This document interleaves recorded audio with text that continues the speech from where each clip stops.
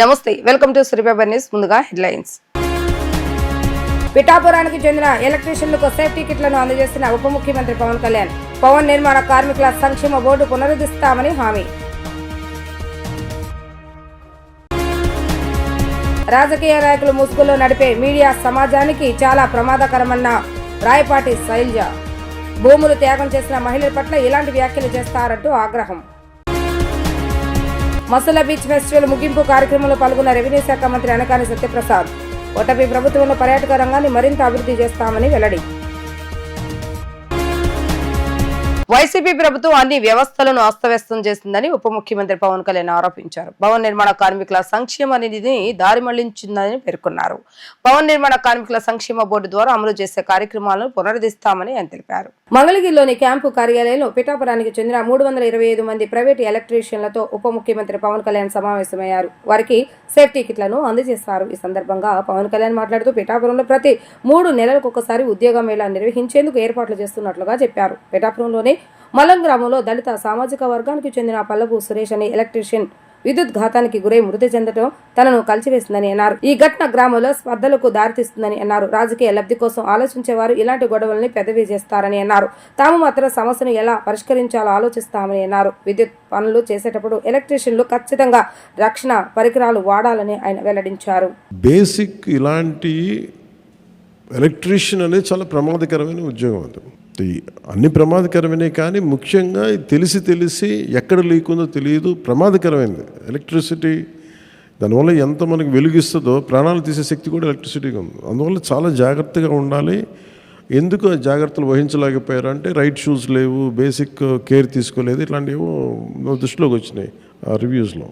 అదొక్కటే కాకుండా ఒకటి జాగ్రత్తలు తీసుకోకపోవడం వల్ల ఆయన ప్రాణాలు కోల్పోయారు. తద్వారా కుటుంబ సభ్యులకి సంపాదించే వ్యక్తిని కోల్పోవటం, అలాగే స్పర్ధలు కూడా రావటం, గ్రామాల్లో చిన్నపాటి గ్రామాల్లో స్పర్ధలు కూడా రావటం, అది ఇంకా ఇబ్బంది కలిగించేస్తాయి. ఒకవైపు ప్రాణం పోయిందనేది బాధ ఒకటి, ఇంట్లో సంపాదించే చేయబడి లేదనేది ఒక బాధ అయితే, దానితోటి మళ్ళీ ఈ సామాజిక స్పర్ధలు ఇంకా ఇబ్బంది కలిగజేస్తాయి. సో నాకు ఇవన్నీ చూసి అనిపించింది, ఎప్పుడు కూడా ఈ పొలిటికల్ మైండ్ సెట్లో ఉండే వాళ్ళందరూ గొడవలు పెంచి పెట్టడానికి చేస్తారు. నేనేమేమి ఆలోచిస్తానంటే ఒక ఇష్యూ వచ్చిందంటే దాన్ని ఎలా సాల్వ్ చేయాలని ఆలోచిస్తాను, కానీ ఎలా పెంచాలని ఆలోచించను. అందుకే నేను 100 సార్లు చెప్తూ ఉంటాను. రోడ్డు మీద ఎవరైనా వచ్చినా, బైకుల మీద వెళ్ళినా జాగ్రత్త జాగ్రత్త జాగ్రత్త అని 100 సార్లు చెప్తూ ఉంటాను. నాకు పరిధిలో ఉన్నంత వరకు మా అందరికీ కూడా అధికార యంత్రాంగం కావచ్చు, ఆఫీస్ వాళ్ళు కావచ్చు, ఎవరికైనా సరే జాగ్రత్తలు తీసుకోండి అని చెప్పి 100 సార్లు చెప్తాను, ఈవెన్ చిన్నపాటి ఫంక్షన్ చేసినా కానీ. అలాంటిది మీకు నేను ప్రాతినిధ్యం వహిస్తున్న పిఠాపురంలో జరగటం చాలా బాధ కలిగించింది. సో వెంటనే నేను మన పేషీ దృష్టికి తీసుకెళ్ళగానే కృష్ణతేజ గారు కానీ, అలాగే మన షణ్మోహన్ గారు కానీ, వెంకటకృష్ణ గారు కానీ, పేషీ అందరూ కూర్చొని మాట్లాడుకుంది ఏంటంటే ముందస్తుగా ఏం చేయాలి. ఒకటి, పనిచేసేటప్పుడు వి నీడ్ ఇన్సూరెన్స్ ఒకటి ఉండాలి. 2, ఇన్సూరెన్స్ కంటే ముందు అసలు సేఫ్టీ కిట్స్ ఉన్నాయా లేదా అనేది చర్చకు వచ్చింది. సో దానివల్ల ఈ రోజున మీ అందరికీ ఎంతమంది ఉన్నారని అడిగితే దాదాపు పిఠాపురం మొత్తం మీద 325 మంది ఉన్నారు అని చెప్పి ముందు. సో మీ అందరికీ ఒక 16 లక్షల పైచిలకు వర్తతోటి మీ అందరికీ ముందు సేఫ్టీ కిట్స్ని ఈరోజు మీకు ఇవ్వడం జరుగుతూ ఉంది. ఇన్ని జాగ్రత్తలు తీసుకున్నా కానీ ఏదైనా ఇన్సిడెంట్ జరిగితే, ప్రాణాలు కోల్పోతే అట్లీస్ట్ మనం అంటే ఇప్పుడు ఇచ్చేదేమో మన దగ్గర నుంచి వచ్చేదేమో 2 లక్షల బీమా ఉంటుంది. ఇది కాకుండా రేపొద్దున మీకు చంద్రన్న బీమా పథకం ఉంటుంది, ఆరోగ్య పథకం ఉంటుంది, అవన్నీ మీకు ఆల్మోస్ట్ 25 lakhs వస్తుంది. అది మన హెల్త్ ఇన్సూరెన్స్ అదొకటి. So we have enough security తీసుకుంటాం, ఆ ప్రయత్నంలో ఉన్నాం. సో అందువల్ల మీ అందరికీ ఆ జాగ్రత్తలు తీసుకుంటారని, అలాగే మీరు చెప్పింది కూడా భవన నిర్మాణ కార్మికుల సంక్షేమ నిధిని తిరిగి రివైవ్ చేయమని కోరుకుంటాం. అది నా ఆశయం కూడా. అది దాన్ని ఇనిషియేట్ చేసాం. త్వరలో చీఫ్ సెక్రటరీ గారితో మాట్లాడి అది కూడా మీకు తెలియజేస్తాను. తాము ఏం మాట్లాడినా చెల్లిపోతుంది అనుకుంటే కఠిన చర్యలే ఉంటాయని రాష్ట్ర మహిళా కమిషన్ చైర్పర్సన్ శైలజ అన్నారు. ఒక జర్నలిస్టు అసత్య కథనాలు ప్రసారం చేస్తారా అని ప్రశ్నించారు. ఒక ప్రాంత మహిళను అవమానపరిచారని, అసభ్యకర వ్యాఖ్యలు చేస్తున్నా చర్చ కొనసాగించారని ఆవేదన వ్యక్తం చేశారు. ఎవరు ఏమి చేయలేరన్న లెక్కలేని తనంతో ఉంటే శిక్షలు తప్పవని హెచ్చరించారు. రాజకీయ నాయకులు ముసుగులో నడిపే మీడియా సమాజానికి చాలా ప్రమాదకరమని ఆమె అన్నారు. బంద్ రోడ్లోని ఓ ప్రైవేట్ హోటల్లో ఏర్పాటు చేసిన విలేకరుల సమావేశంలో రాష్ట్ర మహిళా కమిషన్ చైర్పర్సన్ రాయపాటి శైలజ మాట్లాడుతూ రాజధాని అమరావతి కోసం భూములు త్యాగం చేసిన మహిళల పట్ల ఇలాంటి వ్యాఖ్యలు చేస్తారా అంటూ ధ్వజమెత్తారు. రాజకీయ నాయకుల ముసుగులో నడిపే మీడియా సమాజానికి చాలా ప్రమాదకరమని వ్యాఖ్యానించారు. అసభ్యకర వ్యాఖ్యలు చేసిన జర్నలిస్టులపై ఏం చర్యలు తీసుకున్నారో చెప్పాలని ప్రశ్నించారు. అసభ్యకర వ్యాఖ్యలపై ఇప్పటి వరకు కనీసం క్షమాపణ చెప్పిన పరిస్థితి లేదన్న ఆమె ప్రెస్ కౌన్సిల్ ఆఫ్ ఇండియాకు కూడా లేఖ రాస్తామని చెప్పారు. విభేదాలు ఉంటే రాజకీయంగా విమర్శించుకోండి కానీ మహిళల జోలికి వస్తే ఊరుకోమని హెచ్చరించారు. తప్పు చేశారు కాబట్టే పరారీలో ఉన్నారని, ఎక్కడున్నా పట్టుకుంటారని స్పష్టం చేశారు. కుటుంబాన్ని వదిలి ఎన్నాళ్లు దాక్కుంటారో, ఎప్పటికైనా అరెస్టు తప్పదని పేర్కొన్నారు. నోరు జారింది కాదని వెటకారంగా మాట్లాడినట్లే కనిపిస్తుందని శైలజ అభిప్రాయపడ్డారు. తప్పుగా దొరినట్లుగా కూడా ఎక్కడా చెప్పలేదని, ఉద్దేశపూర్వకంగా చేసిన వ్యాఖ్యల పట్ల కఠిన చర్యలు తీసుకోవాలని ఆమె కోరారు. చెప్పేది ఏంటంటే మహిళా కమిషన్గా ప్రతి ఒక్కరు కూడా గుర్తుంచుకోవాల్సింది ఏంటంటే మన మగతనం చూపించుకోవడానికి ఆడది కావాలి, చేతకాంతనం కప్పిపుచ్చుకోవటానికి ఆడది కావాలి.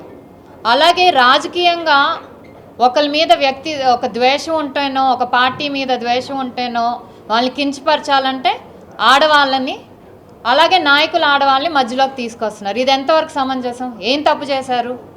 వాళ్ళ ఇళ్లలో కూర్చున్న ఆడవాళ్ళు వాళ్ళ పని వాళ్ళు చేసుకుంటున్నారు. మీ రాజకీయ దురుద్దేశాల కోసం ఒక ప్రాంతం మీద ద్వేషంతోనో, ఒక మనిషి మీద ద్వేషంతోనో ఆడవాళ్ళని కించపరిచేయటం అనేది యాక్సెప్టబుల్ కాదు. ఇది ఒక నీచ సంస్కృతికి తెరలేపారు గత 5 ఏళ్ల కాలంలో.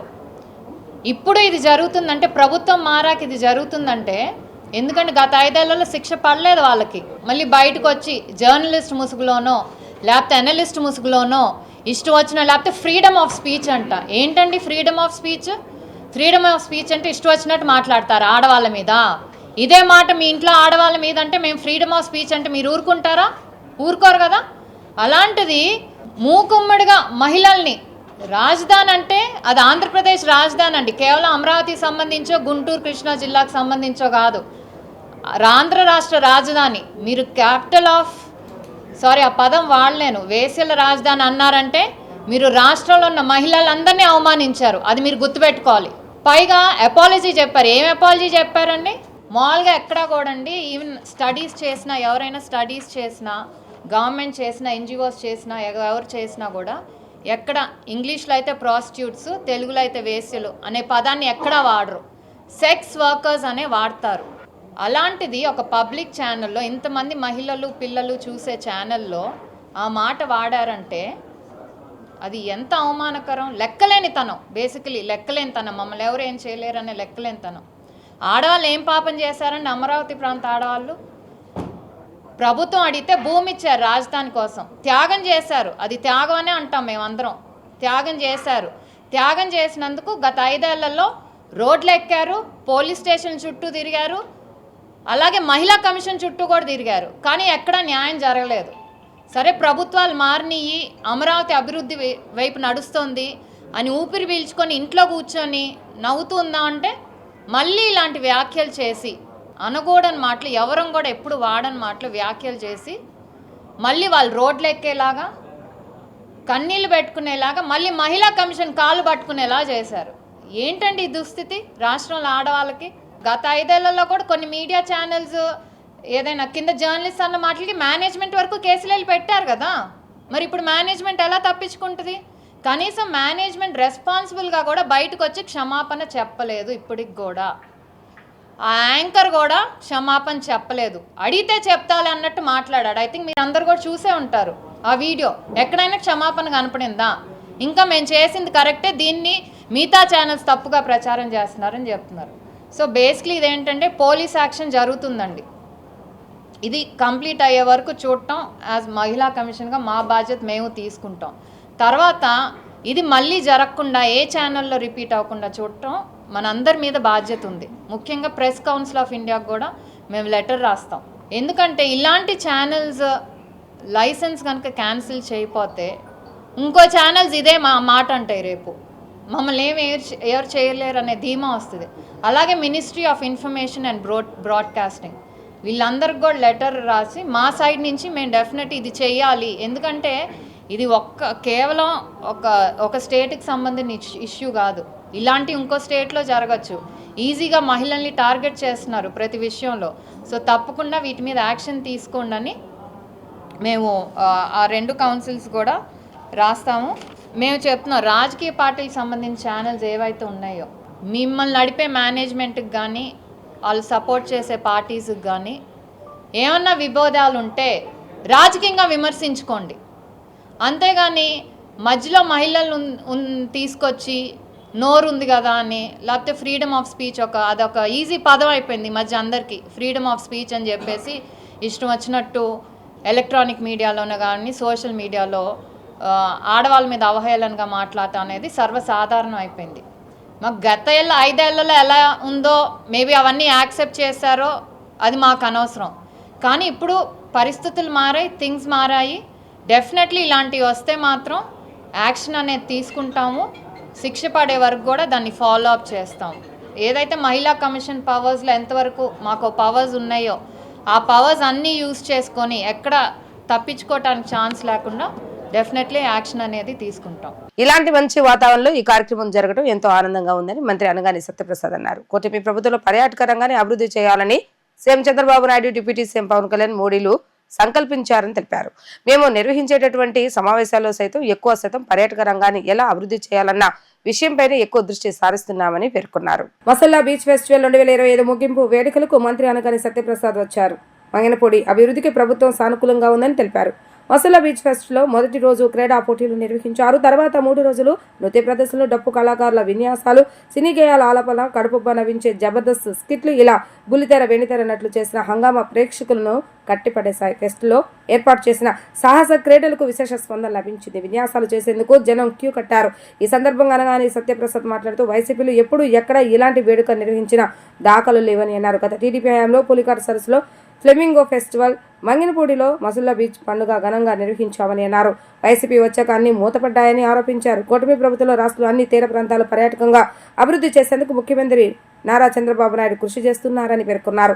ఇక్కడ నిర్వహించిన అన్ని క్రీడలు చూసి క్రీడాకారులు, కోచ్లు, నిర్వాహకులను మచిలీపట్నం ఎలా ఉందని అడిగితే మళ్ళీ వస్తారా అని అడిగితే చాలా బాగుంది, తప్పకుండా వస్తామని చెప్పారని అన్నారు.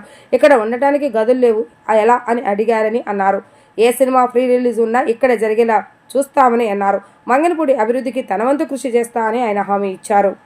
2019 తర్వాత వచ్చిన ప్రభుత్వం అన్ని మంచి కార్యక్రమాలు కూడా ఈ రాష్ట్రంలో ఆపేసింది, మీకు తెలిసిన విషయమే. ఏదన్నా ప్రభుత్వాలు మారినప్పుడు మంచి కార్యక్రమాలు మాత్రం ముందుకు తీసుకెళ్లాల్సిన అవసరం ఏ ప్రభుత్వమైనా ఉంటుంది. కానీ గత పరిపాలకులు కేవలం వ్యవస్థలు నిర్వీర్యం చేయడం, క్యాములు చేసి వాళ్ళని జోబులు నింపుకోవడం తప్ప ఎక్కడ కూడా ప్రజాహితం కోరి ఏది చేసిన పరిస్థితి మనం చూడలేదు. ఎందుకంటే నేను ఇంతవరకు చెప్పాను, వ్యక్తిగత జీవితం కంటే కూడా ప్రజా జీవితం చాలా మేలైనది.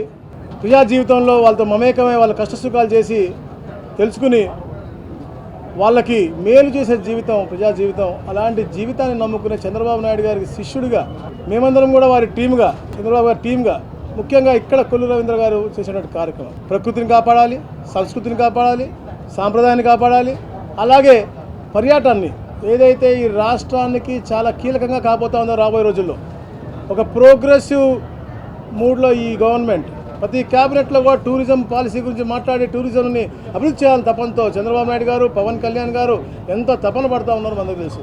వారి తపన నిజమయ్యే దిశగా ఈరోజు ఈ యొక్క ప్రయత్నం అద్భుతంగా జరిగినటువంటి విషయం మనం చూస్తూ ఉన్నాం. ఎందుకంటే అన్ని కయాకింగ్ అంట, నేను ఫస్ట్ టైం చూసేదాన్ని. అలాగే beach volleyball, beach football, beach kabaddi అద్భుతంగా చేశారు. అక్కడ వచ్చినటువంటి ఇతర రాష్ట్రాలందరూ వాడిని అడిగాను వెళ్ళి, కైసా హై భాయ్ ఇద్దరు ఎట్లా ఉంది ఇక్కడ, కైసా ఫిర్సే ఆయంగా ఆన చాయంగా అంటే తప్పకుండా మేము వస్తాం, మీరు అవకాశం ఇస్తే. ఇలాంటి అద్భుతమైనటువంటి ఏర్పాట్లు ఏ రాష్ట్రంలో కూడా ఎప్పుడు దాకా చేయలేదు. మాకు అవకాశం ఇస్తే తప్పకుండా ఇంటర్నేషనల్లో స్థాయిలో మేము వాలీబాల్ను కబడ్డీ చేస్తామని చెప్పి తేజస్వి గెలాట్ ఎవరైతే ప్రెసిడెంట్ ఉన్నాడో వారు చెప్పడం నిజంగా చాలా హర్షణీయం. ఎందుకంటే పేద ప్రజలు నివసించే ప్రాంతం ఈ ప్రాంతం అంతా కూడా. అలాంటి ప్రాంతంలో చాలా తక్కువ ఖర్చుతో ఇంత ఎంటర్టైన్మెంటు, ఎందుకంటే ఆహ్లాదంగా, ఉత్సాహంగా వాళ్ళు కల్పించాలి తప్పంత పనిచేసే 5-6 లక్షల మంది నిన్న రావటం, ఈరోజు ఇంకా మించిపోయి రావటం నిజంగా అంటే అద్భుతమైనటువంటి వాతావరణం. అంటే రాబోయే రోజుల్లో ఏదైతే మనం ఆలోచన చేస్తూ ఉన్నాము ఈ టూరిజం గురించి. దానికి ఇది పునాది వేసి తప్పకుండా 4 సంవత్సరాల్లో వారు చెప్పేటువంటి ప్రతి ఒక్క కార్యక్రమం కూడా పూర్తి చేస్తాం. నెక్స్ట్ ఇయర్ కూడా తప్పకుండా వాళ్ళు వస్తున్నారు. ఇంటర్నేషనల్ కబడ్డీ పెడతాం. దానికి కావాల్సిన రూములు వసతులన్నీ కూడా ఏర్పాటు చేస్తారు. కాని పక్షంలో కూడా ఎలాగైతే మనం టెంపరీ టెంట్లు వేస్తాం, ఇలాంటి టెంట్లు అలాంటి టెంట్లు వేసినా కూడా వాళ్ళకి ఇంటర్నేషనల్ క్వాలిటీ రూమ్స్ కూడా ఏర్పాటు చేస్తామని చెప్పేసి కొల్లు రవీంద్ర గారు హామీ ఇవ్వడం జరిగింది. సాక్షి జర్నలిస్టు కొమ్మినేని శ్రీనివాసరావు అరెస్ట్ అయ్యారు. హైదరాబాద్ జర్నలిస్టు కాలనీలోని ఆయన నివాసం వద్ద కొమ్మినేనిని ఏపీ పోలీసులు అరెస్టు చేశారు. పోలీసులు ఆయన్ను అమరావతికి తీసుకొస్తున్నారు. రాజధాని రైతులు మహిళల ఫిర్యాదుతో కొమ్మినేని శ్రీనివాసరావుపై గుంటూరు జిల్లా తుళ్లూరు పోలీస్ స్టేషన్లో కేసు నమోదైంది. రాష్ట్ర మాదిగ కార్పొరేషన్ డైరెక్టర్ ఖమ్మంపాటి శిరీష ఫిర్యాదు మేరకు పోలీసులు కేసు నమోదు చేశారు. రాజధాని మహిళలపై అసభ్య వ్యాఖ్యలు చేశారన్న అభియోగాలపై సాక్షి జర్నలిస్టులు కొమ్మినేని శ్రీనివాసరావు, కృష్ణరాజుపై కేసులు నమోదయ్యాయి. కృష్ణరాజు, కొమ్మినేనితో పాటు సాక్షి యాజమాన్యం పైన ఎస్సీ, ఎస్టీ అట్రాసిటీస్తో సహా ఇతర సెక్షన్ల కింద పోలీసులు కేసులు నమోదు చేశారు. అమరావతిలో ఉన్న తాడికొండ ఏసీ నియోజకవర్గం కావడంతో దళిత మహిళలను అవమానపరిచారన్న ఫిర్యాదుతో ఎస్సీ, ఎస్టీ కేసు నమోదు చేశారు. ఈ క్రమంలో సాక్షి జర్నలిస్టు కొమ్మినేని శ్రీనివాసరావును గుంటూరు పోలీసులు హైదరాబాద్ లో అరెస్టు చేసి రాష్ట్రానికి తరలిస్తున్నారు. ఆయన మీద కేసు అయింది. ఎక్కడంటే రాయపూడి గ్రామానికి సంబంధించినటువంటి తుళ్లూరు పోలీస్ స్టేషన్ సంబంధించినటువంటి కేసు ఇది. ఈ కేసులో మనం చూసుకుంటే ఆయనకు సంబంధించి అటు సెక్షన్ 79, 196, సబ్సెక్షన్ 1, తర్వాత 353 ఉంది, సబ్సెక్షన్ 2, తర్వాత 299, subsection 2, 61, subsection 1, BNS 67, ITA 3, subsection 1, subsection 4, తర్వాత SC, ST, PC యాక్ట్, ఈ PCA అనేటువంటి ఇవన్నీ సెక్షన్స్ లో పెట్టడం జరిగింది.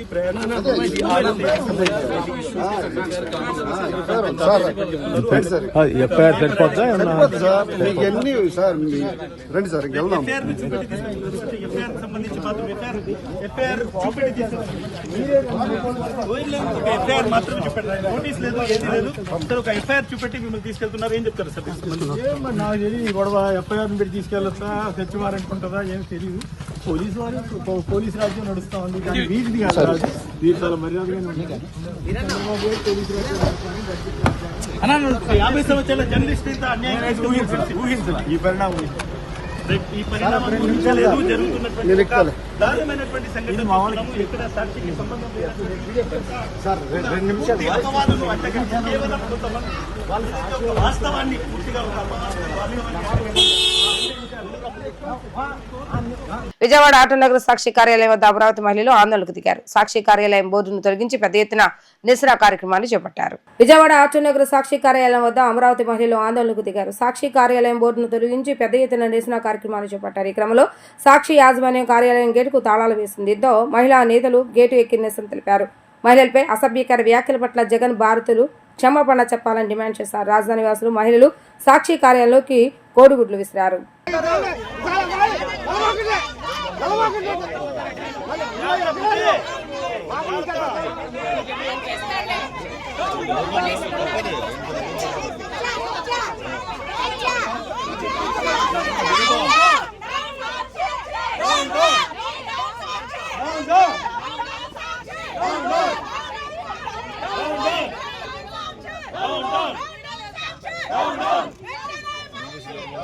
అమరావతి వేసిన అమరావతి అని చేశాడు. ఆ రోజు నుంచి 3 రోజుల నుంచి కూడా రాష్ట్ర వ్యాప్తంగా నిరసనలు వెల్లువెత్తుతా ఉన్నాయి. ఈ రోజు ఉమ్మడి కృష్ణా జిల్లా మహిళలందరూ కూడా పెద్ద ఎత్తున మరి ఇక్కడ నిరసన వ్యక్తం చేయడానికి మచిలీపట్నం నుంచి కూడా పెద్ద ఎత్తున మహిళలు ఇక్కడ తరలి రావడం జరిగింది. ఏదైతే మరి ఇవాళ మేము ఒకటే చెప్తున్నాం, జగన్ కన్నా పెద్ద రాజకీయ వ్యభిచారి వేరొకరు లేరని చెబుతా ఉన్నాం. జగనే పెద్ద రాజకీయ వ్యభిచారి. దాని ముందు ఇవన్నీ కూడా దిగదుడిపని చెబుతున్నాం. ఇవాళ మహిళలంటే ఎంత లోకం అండి. ఆ రోజు అమరావతి రైతులు పోరాటం చేస్తుంటే రోడ్ల మీదకి ఈడ్చిడ్చి తన్నింది కాక ఇవాళ అమరావతి రాజధాని మరి కూటమి ప్రభుత్వం వచ్చిన తర్వాత రాజధానిగా చేస్తారనే అక్కసుతో ఇవాళ మహిళల్ని టార్గెట్ చేసుకుని మాట్లాడటం అంటే ఇదిగో మేమందరం కూడా మహిళలందరం కూడా మాట్లాడే వాళ్ళందరికీ కూడా చెప్పులతో సమాధానం చెప్పే ప్రయత్నం చేస్తాం. ఈ రోడ్ల మీదకి వస్తే మాత్రం ఖచ్చితంగా చెప్పులతో దెబ్బలు తింటారని కూడా హెచ్చరిస్తా ఉన్నాం. ఖచ్చితంగా మీరందరూ క్షమాపణ చెప్పాలి. మీ సాక్షి పత్రిక ఏదైతే తప్పుడు రాతలు రాస్తా ఉందో సాక్షి ఛానల్లో మీరు ఎలాంటి కోతలకి తప్పుడు కోతలకి మహిళలపై మాట్లాడేదానికి మీరు ప్రోత్సహిస్తా ఉన్నారో మీ సాక్షి ఛానల్ కూడా మీరు బ్యాన్ చేయాలని మేము మహిళలందరూ కూడా డిమాండ్ చేస్తున్నాం. రాష్ట్ర వ్యాప్తంగా మీరు మహిళలను టార్గెట్ చేసుకుని సాక్షి ఛానల్ ఏ విధంగా అయితే మహిళలపై దుష్ప్రచారాలు చేస్తా ఉన్నారో మహిళలందరం కూడా ఇవాళ మీ మీద మీద ఎటువంటి దాడులు చేయడానికి కూడా వెనకాడం. మీరన్న మాటలన్నీ కూడా వెనక్కి తీసుకోవాలి. మీ ఛానల్ మూసుకుని మీరు తట్టపుట్ట సర్దుకుని వెళ్ళకపోతే మీకు బుద్ధి చెప్పే పరిస్థితుల్లోని మహిళలు ఏమాత్రం కూడా వెనక్కి తిరగరని సందర్భంగా తెలియజేస్తా ఉన్నా. విజయవాడ సెంట్రల్ నియోజకవర్గాన్ని సమస్య లేని మోడల్ నియోజకవర్గంగా తీర్చిదిద్దేందుకు పటిష్ట కార్యాచరణతో ముందుకు సాగుతున్నట్లుగా ప్రభుత్వ విప్ శాసనసభ్యులు బోండా ఉమామేశ్వర అన్నారు. గడిచిన ఏడాది కాలంలో నియోజకవర్గంలో 200 కోట్ల రూపాయల వ్యయంతో అభివృద్ధి పనులు చేపట్టినట్లుగా, ఇప్పటికే పలు అభివృద్ధి పనులు పూర్తి ప్రజలకు అందుబాటులోకి వచ్చినట్లుగా వివరించారు. ప్రతి డివిజన్లోనూ ప్రజా సమస్యలు తెలుసుకుని ఆయా సమస్యల పరిష్కారం ధ్యేయంగా పనిచేస్తున్నట్లుగా బోండా ఉమా తెలిపారు.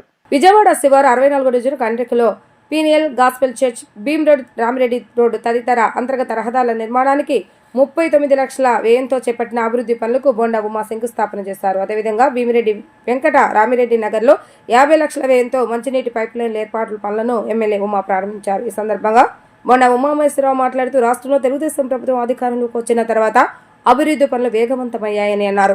నియోజకవర్గంలో 200 కోట్ల రూపాయల వ్యయంతో అనేక అభివృద్ధి పనులు ప్రారంభించామని, ఇప్పటికే కొన్ని పనులు పూర్తయినట్లుగా వివరించారు.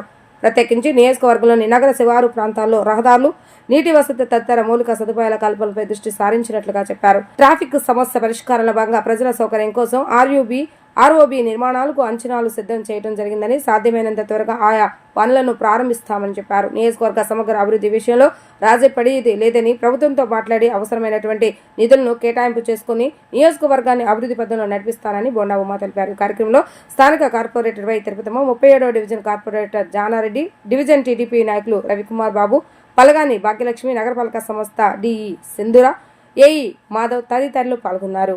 ఈ సంవత్సర కాలంలో 200 కోట్లు పైబడి అభివృద్ధి కార్యక్రమాలు శంకుస్థాపన చేయటం కానీ, రోడ్లు పూర్తి చేయటం కానీ, డ్రైన్లు కానీ, వాటర్ పైప్ లైన్స్ కానీ, కమ్యూనిటీ హాల్స్ కానీ చేయటం కూడా జరిగింది.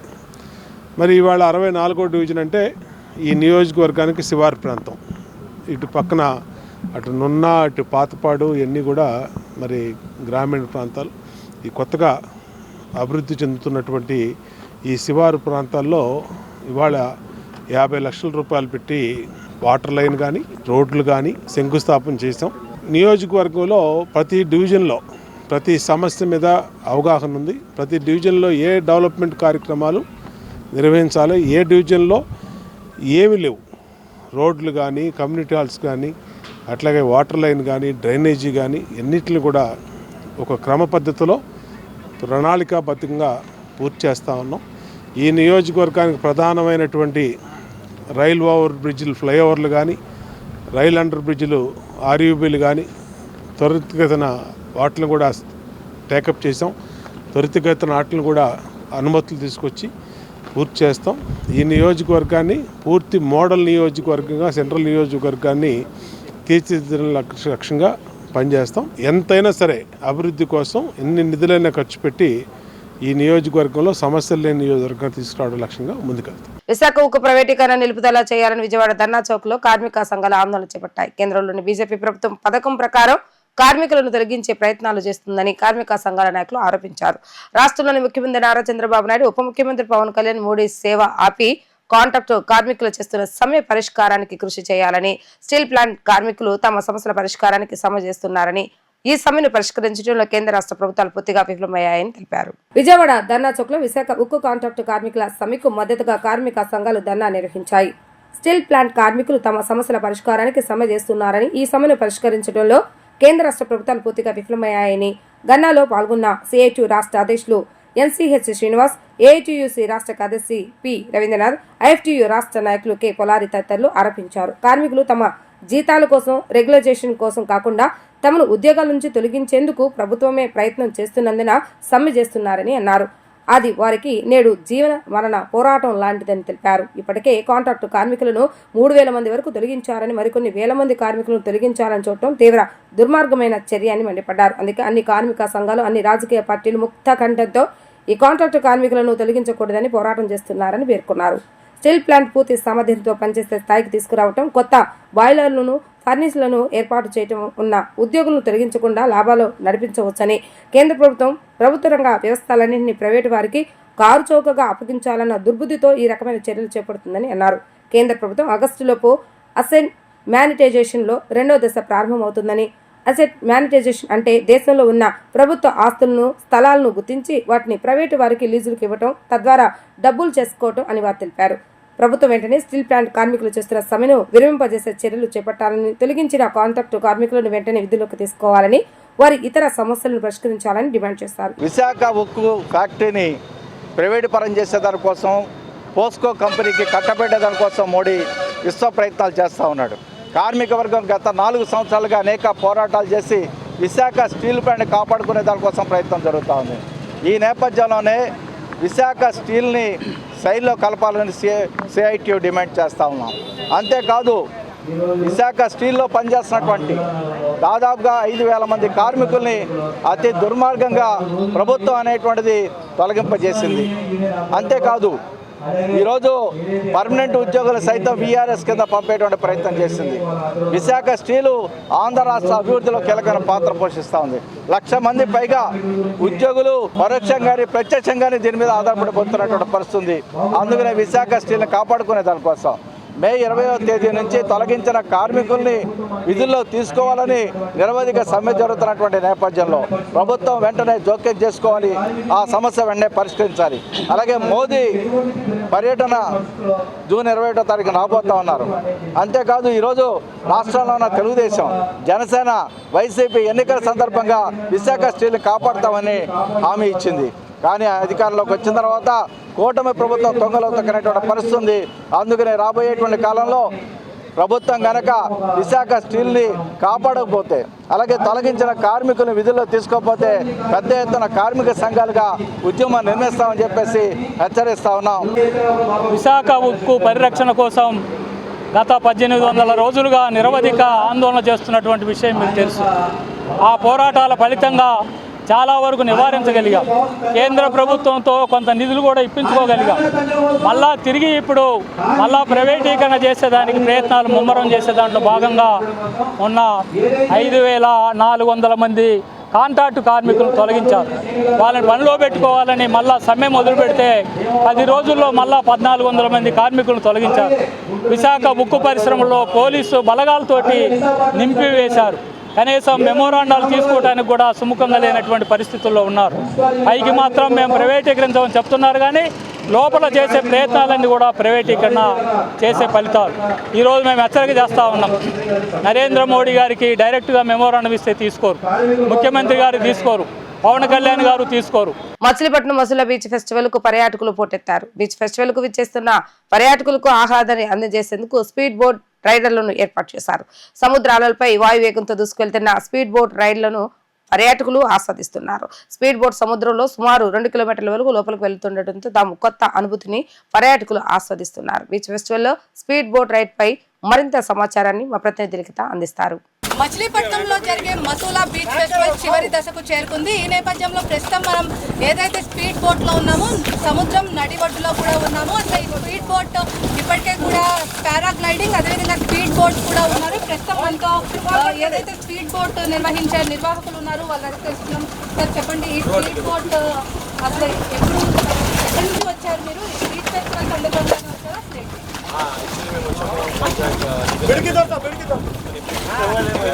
water adventures beach parasailing with speed boat and jet ski, different type of water పదండి చూస్తాం.